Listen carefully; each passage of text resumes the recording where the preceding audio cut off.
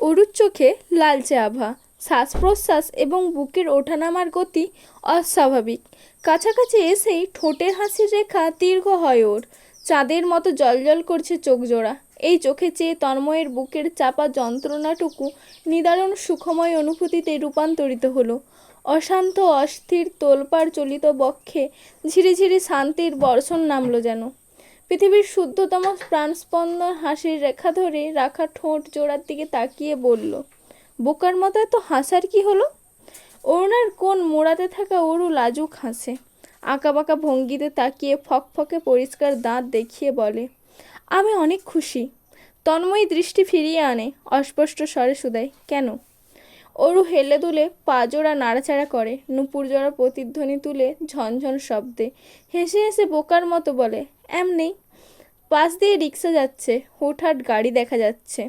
তন্ময় অরুর মাথায় ডান হাত চেপে সাইডে নিয়ে আসে। সে নিজে দেয়ালের মতো ওর সামনে দাঁড়ায়।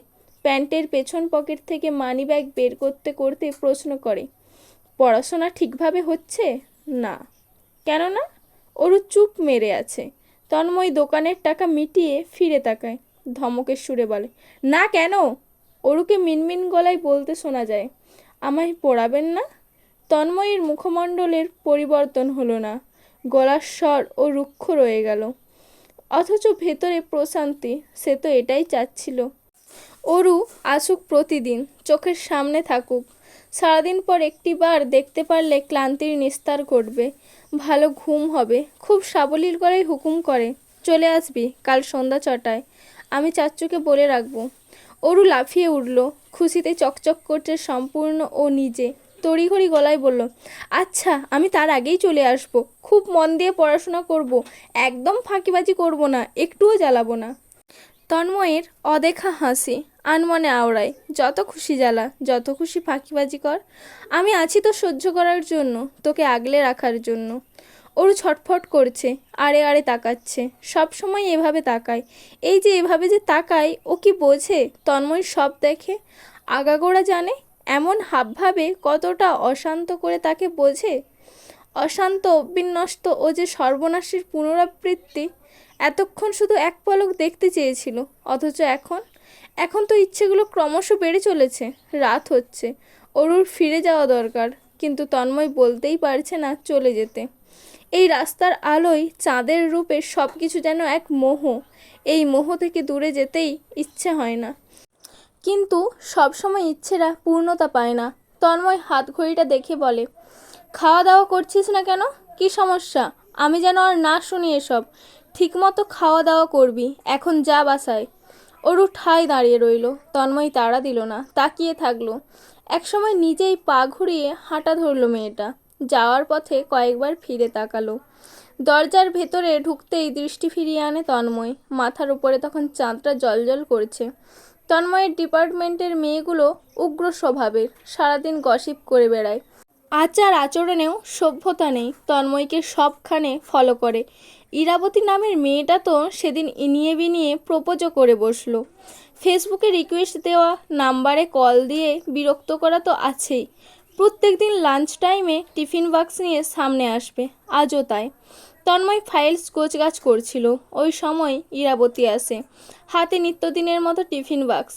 পাত্তা না পেয়ে একটু কেসে নিজের আসার বার্তা বোঝায়, মিষ্টি গলায় শোধায়, ডিরেক্টর, লাঞ্চ টাইম এখন, ক্যান্টিনে যাবেন না? না, একটু বেরোবো। কারোর সাথে দেখা করতে? জি।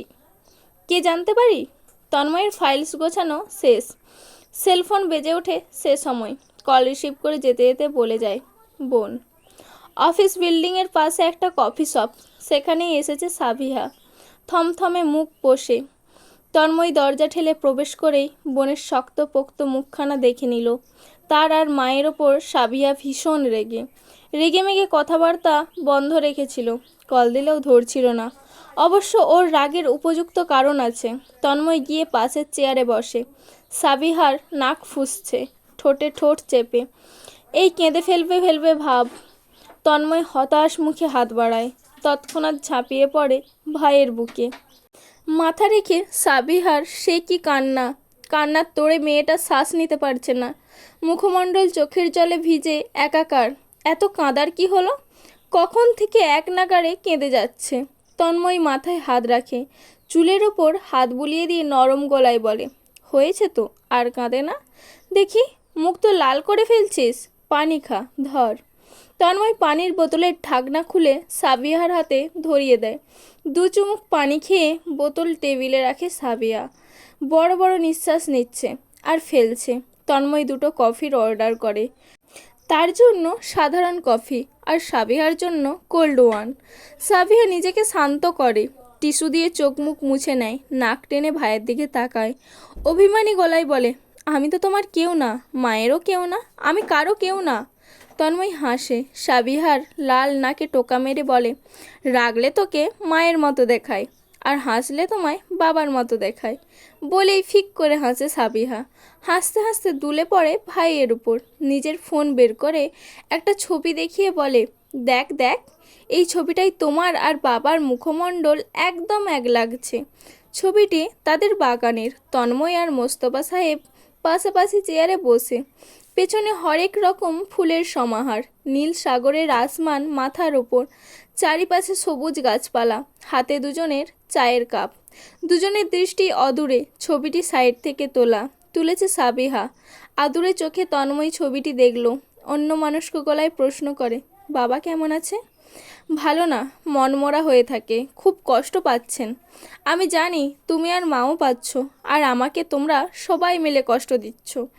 আমার এসব ভালো লাগছে না ভাই, সব ঠিক করে দাও না। এর মধ্যে কফি চলে এসেছে। কফি খেতে খেতে দু ভাই বোনের মধ্যে অনেক কিছু নিয়েই কথাবার্তা হলো। আলাপ আলোচনার শেষ নেই। সাবিয়া সব কিছু নিয়ে একের পর এক টপিক তুলছে, কথার ফুলঝুরি নিয়ে বসেছে। সামনেই পবিত্র ঈদুল ফিতর। রমজান মাসের শুরু হবে কাল বাদে পরশু থেকেই। জাবেদা বেগমের মন খারাপ, ভীষণভাবে খারাপ।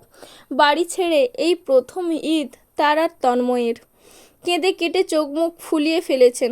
রাতভর তন্ময় মায়ের পাশেই থাকলো, বারবার করে বলল, আমি দিয়ে আসি, বাসায় ফিরে যাও, তুমি ছাড়া ঈদের মজা আছে? জাবেদা বেগমের কান্নাকাটির সঙ্গে সঙ্গে বন্ধ হয়ে গেল। তিনি কড়াকড়ি গলায় বললেন, আমি গেলে তোর কি হবে? আমার ছেলেকে আমি একা ফেলে যাব? অসম্ভব। অসুস্থ হয়ে পড়বে মা। হব না। আচ্ছা শোন না বাবা, ভাবছিলাম ইফতারি তো আমি নিজের হাতে প্রত্যেকবার করি, ওরাও আমার হাতের খাবারেই অভ্যস্ত, তাই ভাবছিলাম রমজানের ইফতারি এখান থেকে বানিয়ে পাঠালে কেমন হয়? ভালো হয়, লিস্ট করে দাও, বাজার করে নিয়ে আসি। হ্যাঁ, এখনই করে রাখবো। আর শোন, আমি চাচ্ছিলাম সাবিহা, অরু, দীপ্ত, আকাশ ওরা সবাই একদিন না হয় এখানে ইফতারি করুক। এখন প্রথম রোজায় আনা তো ঠিক হবে না ওদের। প্রথম রোজার ইফতারি এখানে করলে ওর বাড়িটা খালি খালি লাগবে, বরঞ্চ দ্বিতীয় রোজায় ওরা এখানে ইফতারি করবে। তোর চাচ্চুকে বলে রাখিস, প্রথম রোজায় বরং তোর বন্ধুদের দাওয়াত কর। ছেলে মেয়েগুলো এত আদুরে, ওরা বাসায় আসলেই বাড়িঘর জলজল করে। তন্ময় মাথা তোলায়। বন্ধু বান্ধবদের আগের থেকেই জানিয়ে রাখে, তারাও রাজি। জবান দিয়েছে সন্ধ্যার আগেই হাজির হবে। পরদিন বিকালের ঘটনা। তন্ময় অফিস ছেড়ে দ্রুত ফেরে বাজার করবে বলে বাড়ির কাছাকাছি আসতেই দেখে ছোটোখাটো একটা ট্রাক দাঁড়িয়ে। ট্রাকে ভর্তি সরঞ্জাম, রান্নাবান্নার কি নেই সেখানে। চাল ডাল তেল আটা থেকে ধরে সব কিছু। সেগুলো ওঠানো হচ্ছে 5 তলায়। জাবেদা বেগমকে দেখা গেল বেকুব বনে দাঁড়িয়ে থাকতে। তন্ময়কে দেখেই তিনি ছুটে আসলেন। তন্ময়কে আর জিজ্ঞেস করতে হলো না কি হচ্ছে, সে নিজেই বুঝে নিয়েছে। তার বাপ চাচাদের ছাড়া আর কার কাজ এগুলো? এর মধ্যেই কল এলো আনোয়ার সাহেবের। তিনি প্রাণ খুলে হাসছেন। হ্যাঁ শোনো আব্বু, সব কিছু পাঠিয়ে দিয়েছি। সাহায্যের জন্য রূপালী আপাকেও পাঠাবো। ভাবির রান্নাবান্না ছাড়া কি রমজান মাস উপভোগ করতে পারবো?